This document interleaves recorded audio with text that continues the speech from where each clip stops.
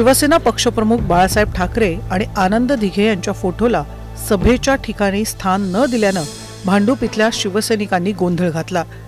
या गोंधळामुळे भाजप मुंबई अध्यक्ष आशिष शेलार यांना तब्बल अर्धा तास भाषण करता आलं नाही। बाळासाहेबांचा फोटो सभास्थानी लावल्यानंतरच शेलार यांना शिवसैनिकांनी बोलायला दिलं।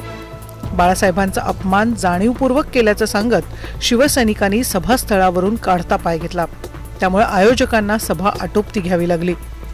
आम्हीच बाळासाहेबांचे खरे अनुयायी आहोत हे सांगण्याचा प्रयत्न गेल्या काही दिवसांपासून महायुतीचे उमेदवार करत असले तरी बाळासाहेब ठाकरे आणि आनंद दिघे यांचा होणारा अपमान कुठेतरी खऱ्या शिवसैनिकांच्या जिव्हारी लागतोय आणि या प्रकारानंतर शिवसैनिकांना शिंदेंनी घेतलेल्या निर्णयाचा पश्चात्ताप होतोय का असा प्रश्न उपस्थित होतोय।